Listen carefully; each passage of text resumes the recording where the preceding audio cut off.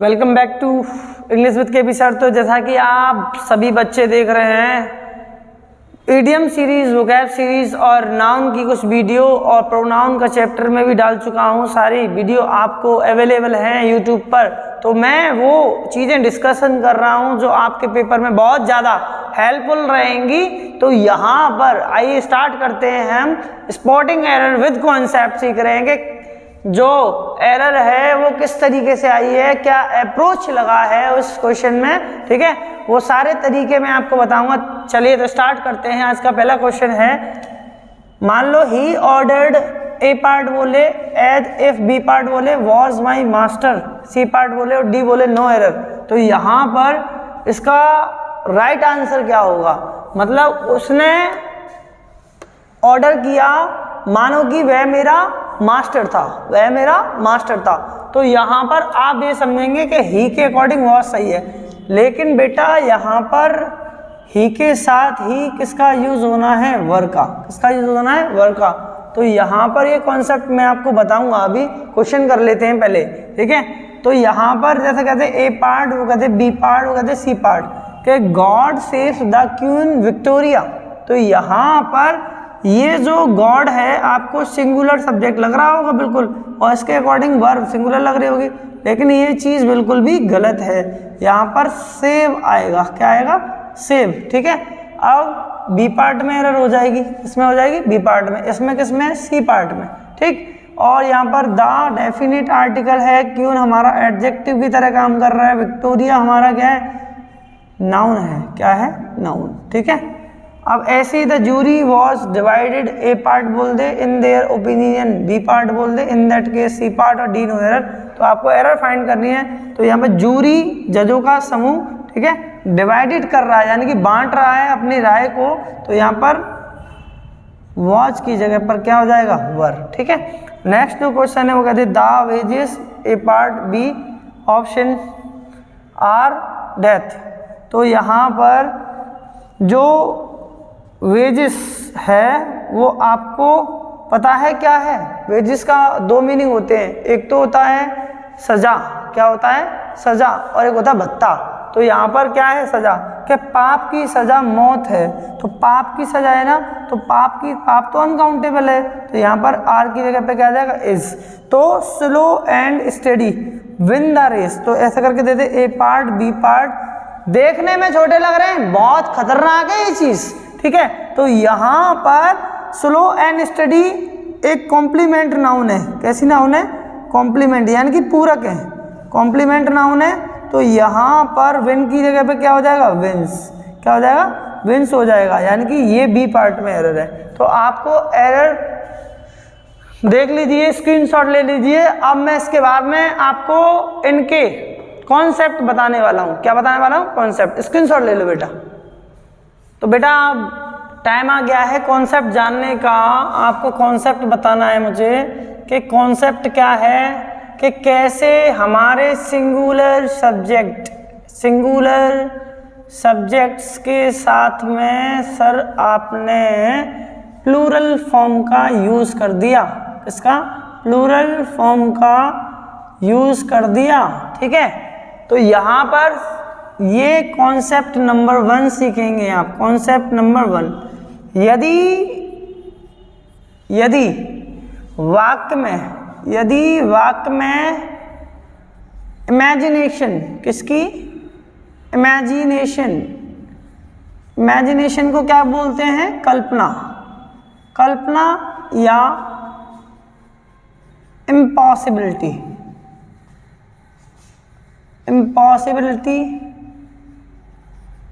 असंभवता नजर आए, तो वहां पर हम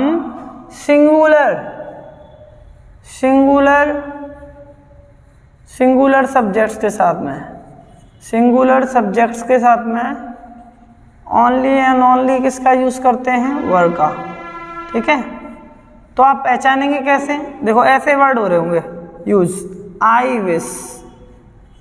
विश ऐसा वर्ड यूज हो रहा होगा, है ना। मेरी इच्छा है कि मैं एक प्राइम मिनिस्टर होता, ठीक है। यहाँ पर है तो नहीं, इम्पॉसिबिलिटी शो कर रहा है। का मतलब क्या है, मानो की, मानो कि वह एक रानी होती है ना, मानो कि उसने ऐसे डॉट दिया कि मेरा बॉस था क्या, कि मेरा बॉस हो, ठीक है यहाँ पर। और इफ से भी आ जाता है, किससे आ जाता है, इफ से। एज दो भी आ जाता है, क्या आ जाता है, एज दो, ठीक है। इस प्रकार के कुछ एक्सप्रेशन होते हैं जो कि शो करते हैं बेटा किसको, इमेजिनेशन और पॉसिबिलिटी को। मैंने बोला I wish, I wish I were the prime minister, prime minister. तो यहाँ पर आपको देखना है, ठीक है, क्या कि आई विश आया है, कि मैं इच्छा करता हूँ कि मैं काश एक प्राइम मिनिस्टर होता। तो यहाँ पे इमेजिनेशन है, क्या शो हो रहा है, इमेजिनेशन, ठीक है। अब यहाँ पर सी टॉक्ड, उसने ऐसे बात की मानो कि as if she were my mother, my mother, जैसे कि क्या हो, मेरी माँ हो, ठीक है।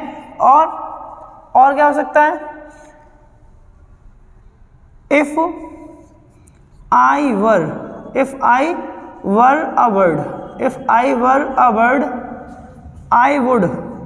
I would fly in the sky, fly in the sky, ठीक है, फ्लाई इन द स्काई, ठीक। तो यहाँ पर आपको समझ में आया कि आई विश आ रहा है, एज इफ आ रहा है, यानी कि if I were A bird, काश में एक चिड़िया होता तो आकाश में उड़ जाता, काश में एक तोता होता तो मधुरता से बात करता। इसको कैसे करेंगे, काश, काश का क्या होगा, if I were a parrot, if I were a parrot I would talk sweetly, I would talk sweetly. ये चीज समझ में आई आपको, काश में एक तोता होता तो मधुरता से बात करता। तो ध्यान रखना, इमेजिनेशन और इम्पॉसिबिलिटी के सेंस में हम यहाँ पे सिंगुलर सब्जेक्ट के साथ भी प्लूरल फॉर्म का यूज कर लेते हैं, ठीक है। आपको समझ में आया वो कौन कौन से एक्सप्रेशन है, I wish, as if, as though, ठीक है, ये सारी चीजें। तो ले लीजिए इस कॉन्सेप्ट का एक स्क्रीनशॉट, ठीक है। तो आपका दूसरा कॉन्सेप्ट भी यही है कि गॉड के साथ में सेफ्स कैसे आ गया, गॉड के साथ में सेफ्स कैसे आ गया। तो यहाँ पर आपको दूसरा कॉन्सेप्ट समझना है, क्या समझना है, दूसरा कॉन्सेप्ट क्या है आपका, जब वाक्य में वर्ब्स ब्लेस, सेव, हेल्प और लिव, ऐसी वर्ब्स का प्रयोग किया जाए, ठीक है, जो कि एक्सप्रेस करती हैं एक डिजायर को, किसको, डिजायर को, या फिर आप कह सकते हैं विश को, ठीक है, विश को। तो उन वर्बों को हम सिंगुलर फॉर्म में, यानी कि ब्लेसेस और सेव्स और हेल्प्स और लिव्स का यूज नहीं करते हैं, ठीक है। तो ये चीज समझ में आई। जैसे एग्जाम्पल लिया, may live long the king, राजा की उम्र लंबी हो। तो यहाँ पर जो सब्जेक्ट है वो हमारा राजा है, इसके लिए वर्ब क्या है, लिव। तो यहाँ पर ये शो कर रहा है किसको, विश को। तो इसीलिए इसके साथ हमने एस का यूज नहीं किया है। अगर एक और सेंटेंस में सामान्य बोलूं कि she lives in Mathura, she lives in Mathura, वह मथुरा में रहती है, तो ये विश को प्रकट नहीं कर रहा, इसलिए ये यहाँ पर एफ लग सकता है, ठीक है। ये वाली चीज़ समझ में आई। और जैसे हम एग्जाम्पल लें, गॉड सेव द क्वीन, ठीक है, गॉड सेव द क्वीन। तो यहाँ पर भी क्या शो कर रहा है, ये शो कर रहा है आपका डिजायर, डिजायर शो कर रहा है। तो यहाँ पर भी हम सेव्स का यूज नहीं कर सकते। अगर करना चाहते हो तो सिंपल सेंटेंस में हो सकता है, जैसे सी सेव्स ए पपी, वह एक पिल्ले को बचाती है। ठीक है, तो यहाँ पर ये सामान्य स्थिति में यूज हुआ है, यानी कि जब अगर मैं बात करूँ इसकी तो यहाँ पर ये इम्पेरेटिव सेंटेंसों में चारों वर्ड, इम्पेरेटिव सेंटेंस जो हमारे इम्पेरेटिव सेंटेंस होते हैं उनमें ये चारों की चारों वर्ड आपकी प्लूरल फॉर्म में ही यूज होती हैं। कौन सी फॉर्म में? प्लूरल फॉर्म में। इनका सिंगुलर फॉर्म नहीं बनता इम्पेरेटिव सेंटेंस में। ठीक है, क्वेश्चन नंबर यानी कि कॉन्सेप्ट नंबर 2 समझ में आया? स्क्रीनशॉट लीजिए फटाफट से, फिर तीसरा कॉन्सेप्ट समझाते हैं। तो आपको अब समझना है वेजिस और जूरी वाला कॉन्सेप्ट। तो समझिए, अगर मैं वेजिस की बात करता हूँ, किसकी बात करता हूँ? वेजिस। तो वेजिस के दो मीनिंग होते हैं, एक तो होता है सजा यानी कि पनिशमेंट। क्या होता है? पनिशमेंट। ठीक है, और एक होता है हमारा भत्ता। ठीक है, क्या होता है? भत्ता। तो यहाँ पर हम सैलरी की बात कर रहे हैं, किसकी बात कर रहे हैं? सैलरी। ठीक है, तो यहाँ पर अगर पनिशमेंट की बात करेंगे तो यहाँ पर ये सिंगुलर माना जाएगा। ऐसा माना जाएगा? सिंगुलर। और वर्ब भी कैसे लेगा? सिंगुलर लेगा। और सैलरी की बात करेंगे तो ये प्लूरल माना जाता है, और वर्ब भी आपकी कैसी लेगा? प्लूरल। ठीक है, यहाँ पर अगर मैं क्वेश्चन दूं आपको, the wages are very high in Delhi, in Delhi, तो यहाँ पर किसकी बात कर रहा है? सजा की बात कर रहा है या वेजिस की? वेजिस यानी कि भत्ता की बात कर रहा है। ठीक है, समझ में आया ना? अगर हम कहें the wages of sin, the wages of sin is death, is death, तो यहाँ पे बात कर रहा है किसकी? सजा की। ठीक है, ये चीज़ क्लियर हुई आपको? ये चीज़ समझ में आई अच्छे तरीके से? ठीक है, तो अब समझते हैं जूरी का कॉन्सेप्ट। किसका समझते हैं? जूरी का। अगर हम जूरी की बात करें, किसकी बात करें? जूरी। जूरी का मतलब होता है जजों का समूह, जजों का समूह, जजों का समूह। ठीक है, तो यहाँ पर मान लीजिए 3 जज हैं, 3 जज हैं, ये कोई डिसीजन लेते हैं। क्या लेते हैं? डिसीजन। ठीक है, डिसीजन लेते हैं। तो यहाँ पे जो डिसीजन होता है 2 तरीके से ले सकते हैं। एक तो होता है हमारा यूनेमियस, एक होता है अनयूनेमियस। ठीक है, अनयूनेमियस। ठीक है, यहाँ पर इसको कह सकते हैं सिंगल थॉट, सिंगल थॉट, उसको कह सकते हैं different thought, different thoughts, different thoughts. तो यहाँ पर आपका क्या है कि अगर यहाँ पर एक मत में जूरी डिसीजन लेगी तो वो सिंगुलर होगा। अगर अलग अलग विचार होंगे, अलग अलग विचार होंगे तो यहाँ पर ये प्लूरल हो जाएगा। तो यहाँ पर ये क्या काउंट होगा? सिंगुलर, और वर्ब भी कैसी रहेगा? सिंगुलर। बट इसके साथ में एस, ई एस और आई ई एस का यूज़ नहीं करते। ठीक है, और इसके साथ में ए एन का यूज़ भी आप लोग को नहीं करना है। ठीक है, और यहाँ पर आप यहाँ यानी कि ये चीज़ क्या होगी? तब होगी जब चीज़ें यूनाइटेड होंगी। क्या होंगी? यूनाइटेड, यानी कि एक यूनिटी में काम करेंगे। अब यहाँ पर ये क्या हो जाएगा? प्लूरल। वर्ब कैसी रहेगा? प्लूरल, और जिसके साथ में एस, ई एस और आई ई एस का यूज़ भी हम नहीं करेंगे, इवन ए एन का यूज़ भी नहीं करेंगे। जब चीज़ें कैसी होंगी? डिवाइडेड, यानी कि जब वो लोग अलग अलग डिसीजन देंगे। ठीक है, समझ में आया आपको जूरी का कॉन्सेप्ट भी?